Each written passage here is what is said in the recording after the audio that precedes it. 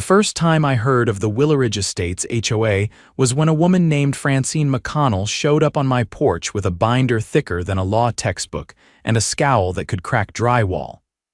"Mr. Thayer Sanders?" she asked, like she was expecting me to lie. "Yeah," I said, holding my coffee with one hand and the door frame with the other. It was Saturday. I was in sweatpants. No one should have to deal with a Francine before noon. "I'm the president of the Willowridge Estates Homeowners Association. We've been reviewing our files and noticed you haven't submitted your HOA membership dues." "That's probably because I never joined your HOA," I said. "I bought this house last year, no mention of any association." Francine didn't blink.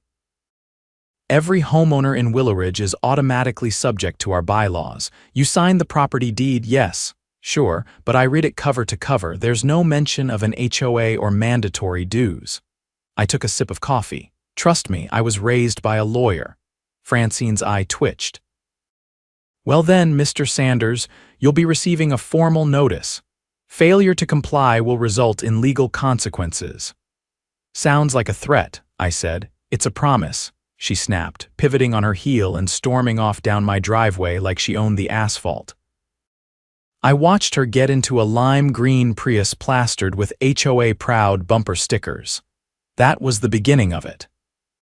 3 days later, I got a certified letter from the Willowridge Estates HOA Legal Committee which, as I would later learn, consisted entirely of Francine and her husband Ted, who was not a lawyer. The letter demanded I pay 2 years' worth of back dues, which made no sense since I'd only lived there for one, plus a $500 non-compliance penalty. It ended with a court summons. I called my buddy Damien, who actually is a lawyer, and read him the letter. "They're suing you for not joining an HOA that doesn't exist on your deed," he asked. "That's bold. They're dragging me to court over it." "You should thank them," Damien said. "This could be fun." The court date was set for the following month. Until then, Francine didn't let up. She'd show up uninvited, snap photos of my lawn, leave reminder letters taped to my door, and once even yelled at my kid, Ava, for riding her scooter too fast on the sidewalk. That's when I installed cameras. Every angle of my front yard, driveway, and porch was covered. Francine didn't like that one bit.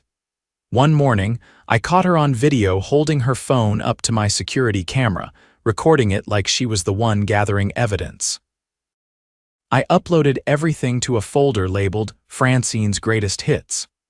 By the time the court date rolled around, I had a stack of documents, property records, and video footage. Francine showed up in a full pantsuit with a lavender clipboard and a smug look that said she thought she'd already won. She didn't even bring a lawyer.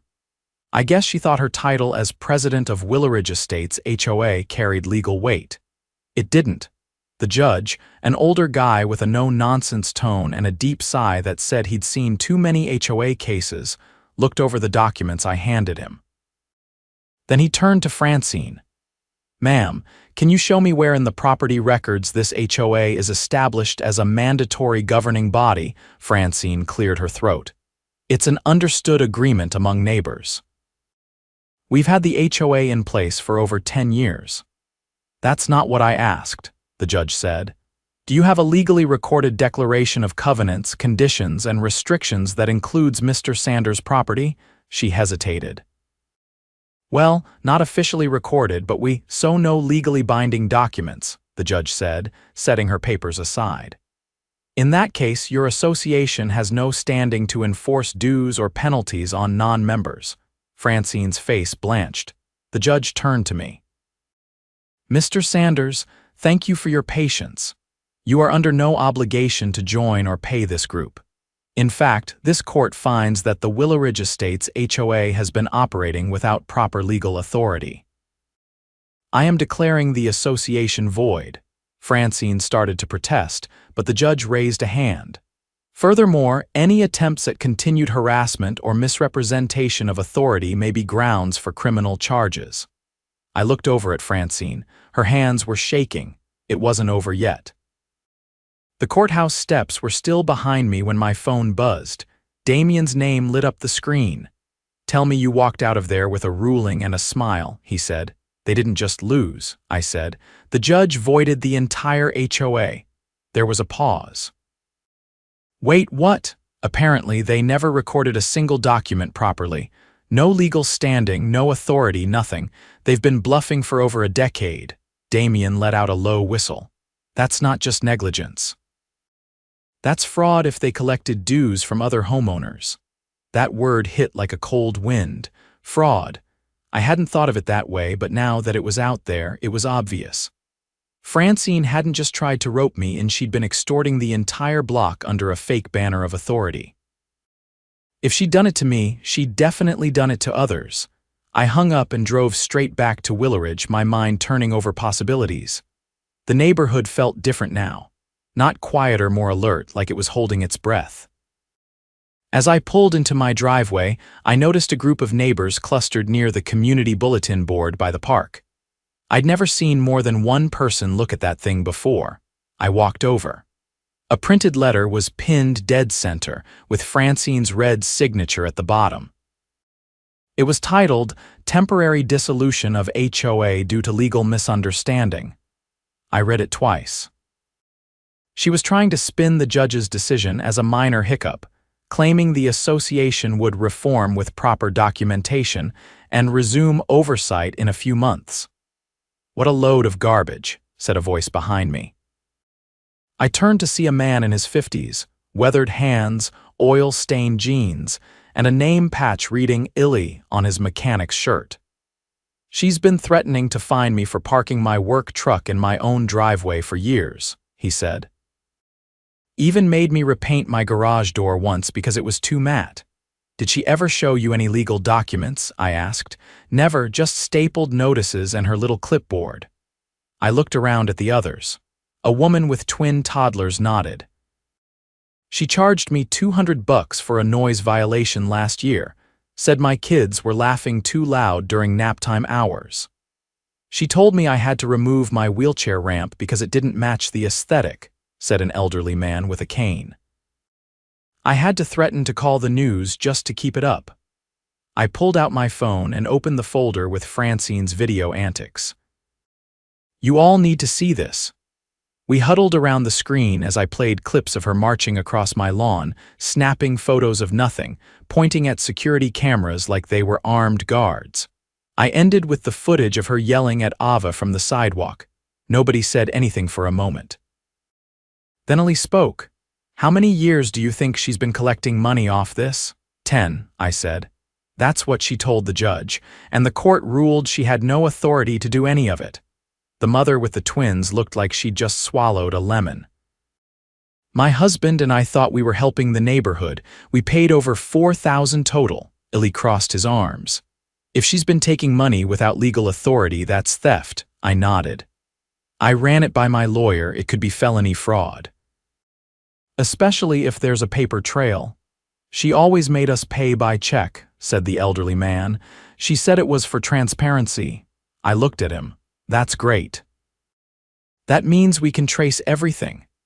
The next morning, I drove down to the county recorder's office and requested copies of every document ever filed under the Willaridge estate's name. The clerk, a sharp-eyed woman named Nina, raised an eyebrow. "Not much here," she said, flipping through a slim folder. "There's a single declaration signed back in 1997, but it was never notarized or officially recorded. It's not enforceable. Any bank accounts or tax filings? None that we have on record. If they were operating as a nonprofit HOA, they should have filed with the state. Want me to check that?" "Yes, please." Nina returned 10 minutes later with an expression somewhere between amusement and suspicion. They filed nothing. No business license, no tax ID. It's like they never existed except on paper they handed out themselves. I thanked her and left with copies of everything she'd found. Back home, I spread the documents across the dining table and started outlining a timeline.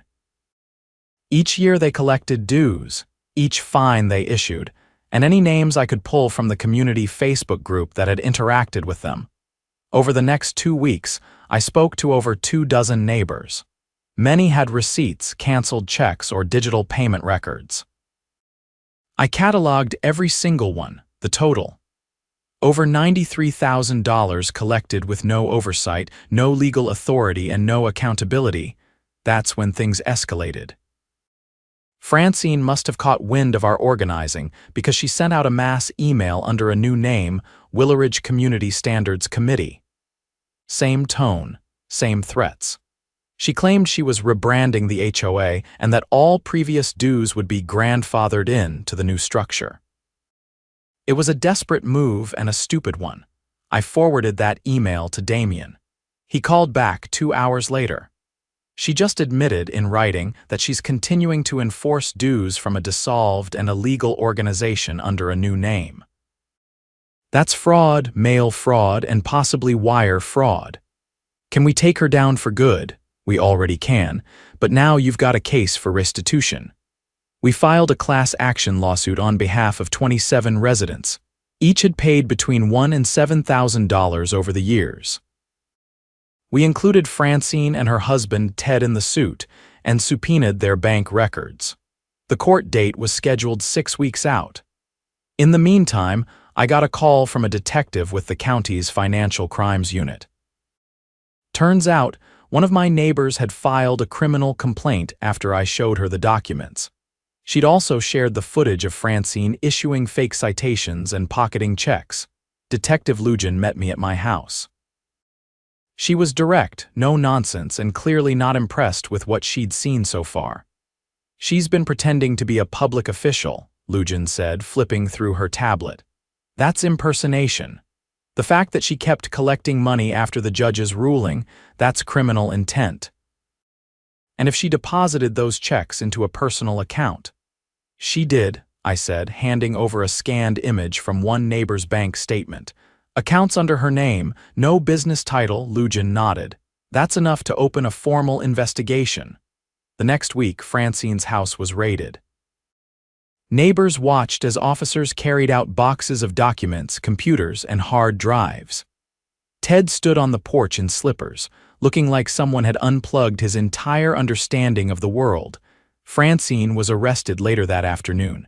The charges: wire fraud, impersonation of a public official, and theft by deception.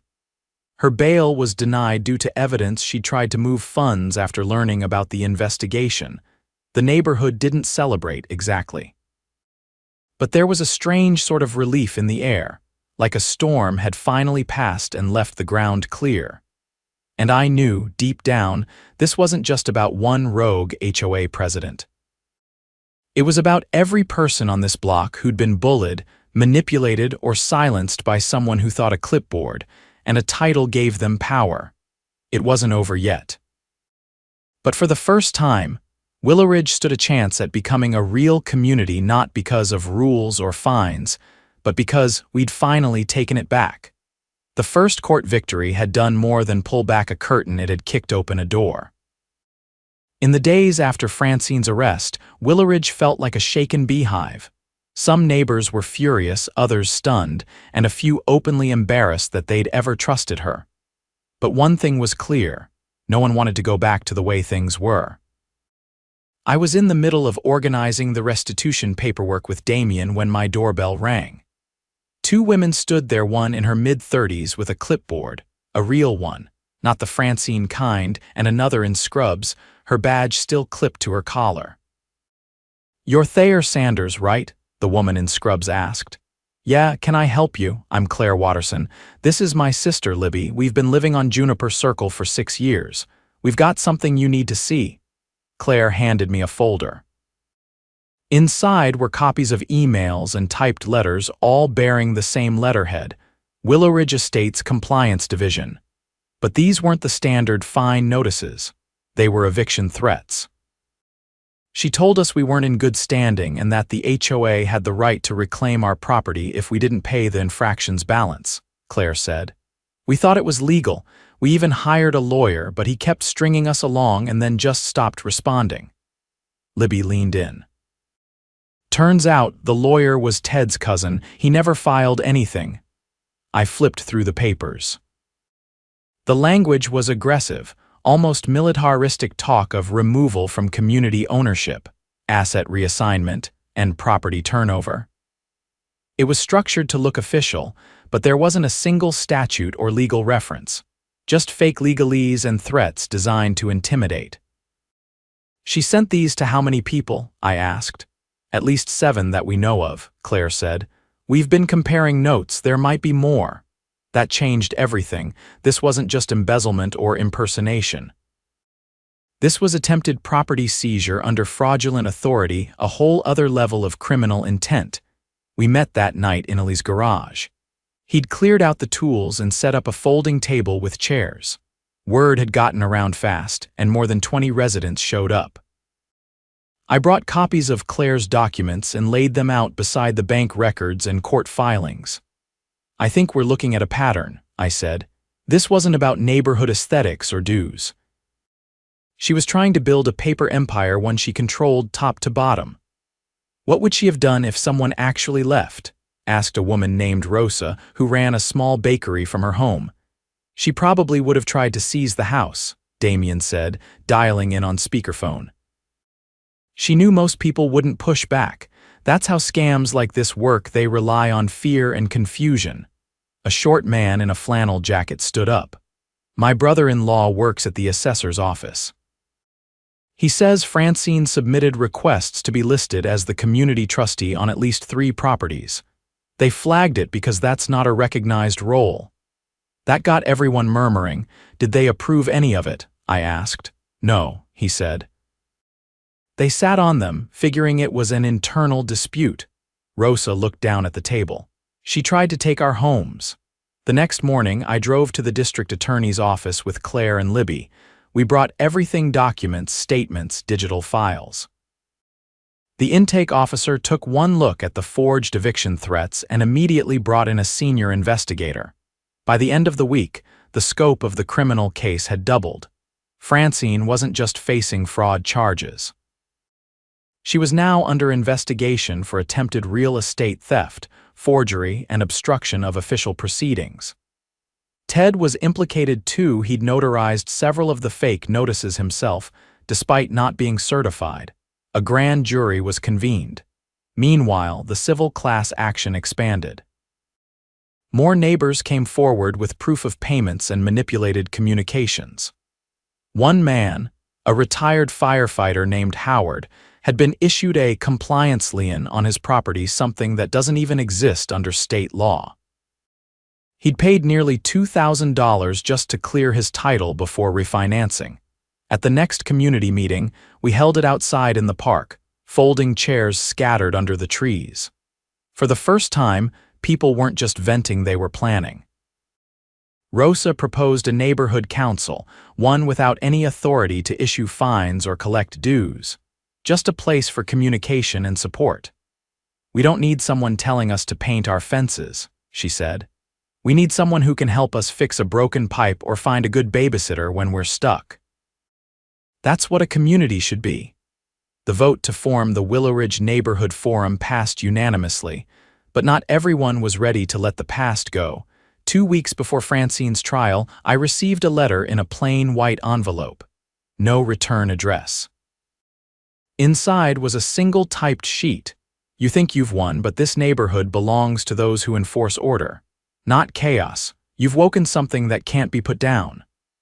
I brought it to Detective Lujan the same day. She had it dusted for prints, but the lab came back clean gloves likely. However, the printer's ink had a faint blue hue specific to a discontinued model. Only 3 people in the county had registered warranties on that model in the past 5 years. One of them was Ted. When they showed up to search his garage again, they found a hidden storage cabinet behind a pegboard. Inside were dozens of files, some labeled with names of residents, others with strange titles like Compliance Recovery Targets and Property Leverage Phase Roman II. There was even a spreadsheet tracking who might be vulnerable to pressure. The DA's office added conspiracy and intimidation to the charges. The trial started on a rainy Monday. Francine entered in a navy blazer flanked by 2 public defenders. Ted wasn't there, he was being tried separately due to new evidence that he'd funneled funds into a shell company called Ridgewell Strategies. Claire testified first, then Libby, then Howard. Each told their story with a quiet, steady fury. The jury watched, stone-faced, as the prosecution displayed copies of the forged documents and the ledger showing over $90,000 in personal deposits. I was called near the end of the second day. The prosecutor asked about my first encounter with Francine, then walked me through the camera footage, the court ruling, and the evidence I'd compiled. When she finished, she asked, "In your opinion, Mr. Sanders, why did she do all this?" I looked at Francine. Her jaw was tight, hands clasped in her lap. She liked control. She thought if she dressed it up in rules and paperwork, no one would question it. She didn't think anyone would fight back. Francine didn't look away, but she didn't speak either. The jury deliberated for less than a day. She was found guilty on all counts: fraud, impersonation of a public official, attempted real estate theft, conspiracy, obstruction, and criminal harassment. Ted's trial followed. He pled out halfway through and agreed to testify against her in exchange for a reduced sentence. The restitution fund was ordered by the court to be repaid from the liquidation of their assets, their house, 2 vehicles, and the Ridgewell account, which had over $30,000 in it. In the aftermath, life in Willowridge changed. The fake HOA signs were taken down. The Facebook group was reopened under a new moderator. Illy organized weekend repair crews to help neighbors with overdue home projects. Rosa's Bakery started offering free coffee on Sunday mornings in the park, and Claire. She ran for city council the following spring. She won in a landslide. People still talk about what happened, not with fear but with pride. Because for the first time in years, the residents of Willowridge knew exactly who they were, not members of a fake association, not pawns in someone's power game, but neighbors. And no one was ever going to take that from them again. 3 months passed. Long enough for the shock to settle, but not long enough for people to forget. The courtroom battles had ended, and Francine's sentencing was scheduled for early fall. She was being held without bond, and the house she once ruled like a palace now sat vacant, its blinds drawn tight as if ashamed of what had happened inside. Meanwhile, Willowridge was learning to breathe again. Ava's scooter was no longer a cause for neighborhood panic. Howard had painted his garage door bright blue, just for the hell of it. And Rosa's bakery window had a small decal that read "No clipboards allowed," which cracked everyone up except Ted, who had quietly moved out of state under a different last name. But then, just as the neighborhood was settling into its new rhythm, something strange happened. Claire found it first. She was helping an elderly neighbor organize old paperwork when she came across a manila envelope labeled "Archive Do Not Destroy." Inside were 15 letters, each bearing the same format as the old compliance notices. They were all addressed to people who had moved away years before, residents who had abruptly sold their homes and disappeared without saying much. Claire brought the envelope to me that night. Her fingers tapped nervously against her knee as I read through the letters. "They all got the same threat," she said. "Non-compliance penalties, property turnover clauses, but here's the thing, they didn't fight it, they just left." I turned over one of the letters. A line at the bottom had been underlined in red ink. "Failure to comply will result in immediate legal recourse and forfeiture of community standing." "Do we know where any of them went?" I asked. "One," she said. "A guy named Marcus Delaney. He sold his place in 2019. No forwarding address, but I found a P.O. box listed on the sale paperwork. I think he's still in state." The next morning, I drove out to the address she gave me. The mailbox facility sat between a liquor store and a vape shop on the edge of a half-abandoned strip mall.